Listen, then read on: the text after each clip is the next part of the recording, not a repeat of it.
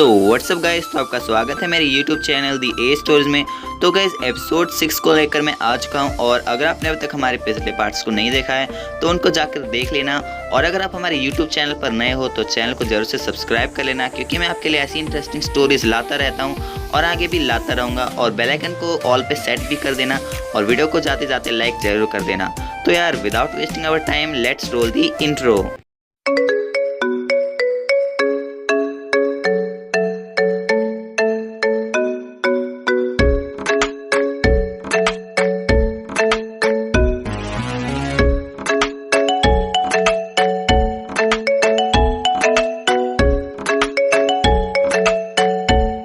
Devil परमैन अब अंदर ही अंदर काफ़ी खुश हो रहा था कि अब तो इस परमैन को मुझे अपनी पावर्स देनी ही होंगी, क्योंकि ये इस लड़की को ऐसे तो मरने दे नहीं सकता था।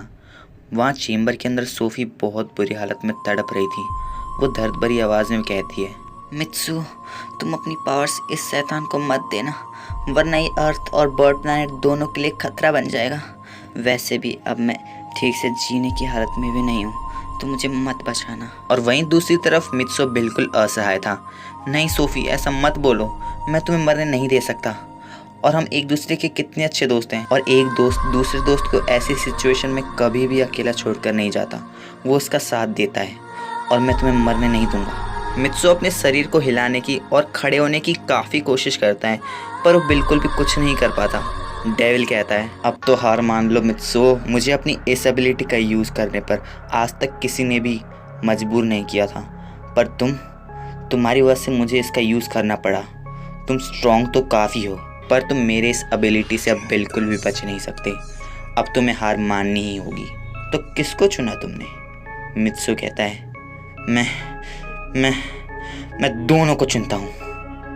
वो डेविल हंसने लगता है, माना कि तुम्हारे पास मेरे हर एक अटैक का जवाब था, पर इस अटैक को तुम हरा नहीं पाओगे। जल्दी करो, वरना सोफ़ी मर जाएगी और मैं ज़्यादा टाइम भी वेस्ट नहीं करने वाला हूँ। डेविल दिखा तो रहा था कि वो अभी भी बहुत स्ट्रॉन्ग है, पर वो अंदर ही अंदर ख़त्म होने जा रहा था, क्योंकि उसने इस एबिलिटी का यूज़ काफ़ी देर तक कर लिया है। सुमीरे को मित्सु के लिए काफ़ी बुरा लग रहा था कि वो उसकी किसी भी तरह से मदद नहीं कर पा रही थी। वो बस परमैन को हौसला ही दे पा रही थी। पर मित्सु की लगातार ऐसी हालत देख अब सुमीरे से रहा नहीं जा रहा था। सुमीरे उस डेविल को मारने के लिए उसकी तरफ भागते हुए जाती है। वो उस डेविल से कहती है, तुमने अगर मित्सु और उस लड़की को नहीं छोड़ा तो मेरे से बुरा कोई नहीं होगा। डेविल ज़ोर ज़ोर से हंसने लगता है। मित्सु सुमीरे से कहता है, नहीं सुमीरे, ये तुम क्या कर रही हो? तुम उससे लड़ नहीं सकती। तो मैं क्या करूं? तुम्हें और उस लड़की को ऐसे ही तड़पने दूं? सुमीरे रोते हुए बोलती है, मुझे माफ़ करना, पर मैं तुम्हें ऐसे इस हालत में बिल्कुल भी नहीं देख सकती मित्सु, क्योंकि अगर मैंने कुछ भी नहीं किया तो मैं अपने आप को कभी भी इसके लिए माफ़ नहीं कर पाऊंगी। तो अब मुझे इससे लड़ने दो। सुमीरे को वहीं पास ही में डेविल की स्वॉर्ड मिल जाती है और उसे उठाती वो डेविल पर हमला करने लगती है, पर वो डेविल सुमीरे के अटैक को मिरर कर देता है और वो तलवार उड़ जाती है और सीधा सुमीरे के ऊपर गिर जाती है।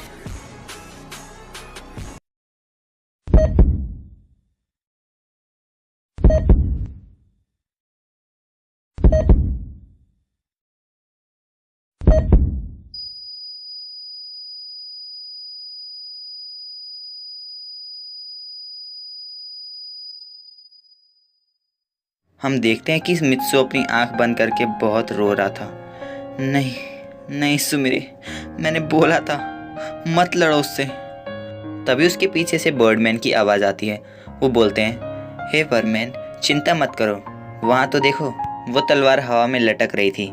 लॉरिना वहाँ पर आ चुकी थी और उसके साथ बर्डमैन भी वहाँ आ चुके थे। लॉरिना ने तलवार को सुमीरे के ऊपर गिरने से रोक दिया था। आप दोनों यहाँ पर कैसे? आपको हमारी लोकेशन का पता कैसे चला?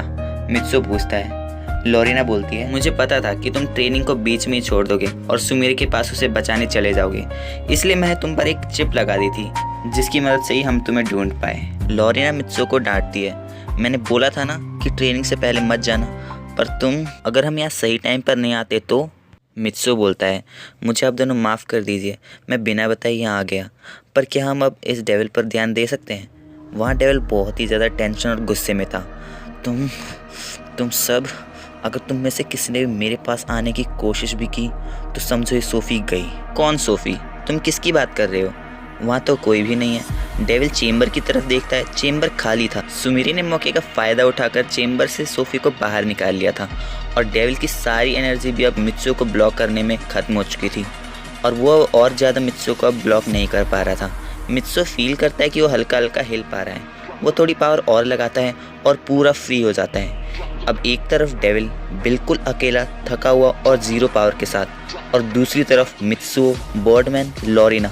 सुमीरे और सोफ़ी बैटल ग्राउंड से थोड़ा दूर चले जाते हैं। सुमीरे सोफ़ी का ध्यान रख रही होती है। बर्डमैन कहते हैं, अब इस शैतान को मैं नहीं छोड़ने वाला। बर्डमैन फिर बोलता है बीच में, नहीं बर्डमैन, आप इसे कुछ नहीं करेंगे। क्या? ये तुम कैसी बात कर रहे हो?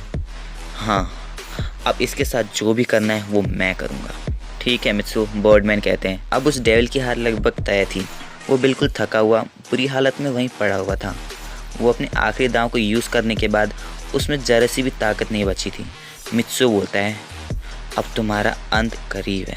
क्या अभी तुम्हारे पास कोई चाल बची हुई है? लगता है कि तुमने अपने सारे दांव यूज़ कर लिए हैं। ये ज़िंदगी का उसूल है। सच्चाई और अच्छाई की हमेशा जीत होती है और बुराई चाहे अच्छाई पर कितनी भी भारी पड़े, आखिर में उसी का अंत होता है। जैसे कि तुमने अपनी सारी ज़िंदगी में बस दूसरों को दर्द पहुंचाया है और अब उन सभी दर्दों को भुगतने की बारी तुम्हारी है। Good bye. वो डेविल मित्सुओ के हाथों बहुत पिटता है और आखिर में जब वो मर जाता है तो उसमें से सारी एबिलिटीज़ निकल जाती हैं और जिन जिन से उसने ये एबिलिटीज़ चुराई थी उनके पास वो वापस चली जाती हैं। सोफ़ी को भी उसकी ज़ीरो ग्रेविटी वाली एबिलिटी वापस मिल जाती है और वो धीरे धीरे करके अपने आप ही हील होने लगती है। वो नज़ारा काफ़ी सुंदर था जब सबको अपनी एबिलिटीज़ वापस मिल रही थी। मित्सुओ, बर्डमैन, सुमिरे, लॉरिना और सोफ़ी सारे अपनी खुशी मना रहे थे क्योंकि उन्होंने हिस्ट्री के लगभग सबसे ताकतवर विलन को इस दुनिया से दूर कर दिया है। बर्डमैन मित्सुओ के पास आते हैं। मित्सुओ, तुमने आज सच में दिखा दिया है कि बर्डमैन बनाने के लिए मेरा तुम्हारा चुनाव बिल्कुल सही था, पर अब तुम बर्डमैन नहीं बन सकते क्योंकि तुमने बर्ड प्लैनेट का सबसे अहम रूल तोड़ दिया है और इसी वजह से अब तुम एक बर्डमैन कभी नहीं बन पाओगे। मित्सुओ बोलता है, मुझे इसका दुख नहीं है।